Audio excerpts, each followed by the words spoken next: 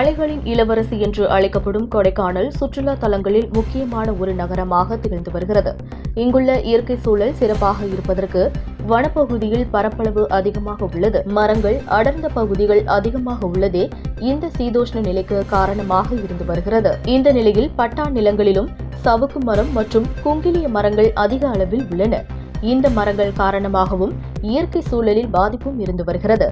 பொதுமக்களுக்கு ஆபத்தை ஏற்படுத்தும் வகையில் உள்ள சவுக்கு மற்றும் குங்கிலியம் போன்ற மரங்கள், போக்குவரத்திற்கு இடையூறாக உள்ள மரங்கள், ஆபத்தை விளைவிக்கக்கூடிய நிலையில் உள்ள மரங்களை வெட்டுவதற்கு வருவாய்த்துறையினரும் தரைத்தளத்திற்கு கொண்டு செல்ல வனத்துறையும் அனுமதி வழங்க வேண்டும். இந்த ஆபத்தான மரங்களை இருதுறை அலுவலர்களும் ஆய்வு செய்து இந்த மரங்களை வெட்டி அகற்றுவதற்கு உரிய அனுமதியை வழங்குவார்கள். சமீப காலமாக ஆபத்தான மரங்கள் அதிகமாக இருப்பதாகவும் அவற்றை அகற்ற வேண்டும் என்றும் அனுமதிகள் பெறப்பட்டு அதிக அளவிலான மரங்கள் வெட்டப்பட்டு கடத்தி விற்பனை செய்யப்பட்டு வருகிறது.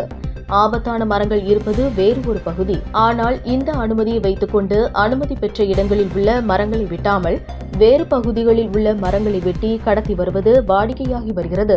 தினம்தோறும் 20க்கும் மேற்பட்ட லாரிகளில் இதுபோன்ற மரங்கள் தொடர்ந்து வெட்டி கடத்தப்பட்டு வருகிறது. இதன் காரணமாக பட்டா நிலங்களில் உள்ள மரங்கள் அனைத்தும் அழிக்கப்பட்டு கொடைக்கானலில் சீதோஷ்ண நிலையே மாறும் நிலை ஏற்பட்டுள்ளது. இந்த மரங்கள் வெட்டி அகற்றப்பட்டு வருவதால் கொடைக்கானலில் உள்ள பறவை இனங்கள் கூட தங்களது வாழ்விடங்களை விட்டு வேறு இடங்களுக்கு செல்லும் நிலை ஏற்பட்டுள்ளதாக பறவை ஆர்வலர்களும் கூறியுள்ளனர். குறிப்பாக கொடைக்கானல் மேல்மலை, கொடைக்கானல் நகர்பகுதி, கொடைக்கானல் கீழ்மலை பகுதி உள்ளிட்ட பகுதிகளில் உள்ள பல வகையான மரங்கள் முறையான அனுமதி இல்லாமலும் அனுமதிக்கு மாறாகவும் வெட்டி கடத்தப்பட்டு வருகின்றன. வெட்டி கடத்தப்படும் லாரிகளில் அதிக அளவிலான கூடுதல் எடை உடைய மரங்கள் 20 டன் அளவிற்கு ஏற்றப்பட்டு மலை சாலைகளில் கொண்டு செல்லப்படுவதால் அவ்வப்போது விபத்துகளும் ஏற்பட்டு வருகின்றன.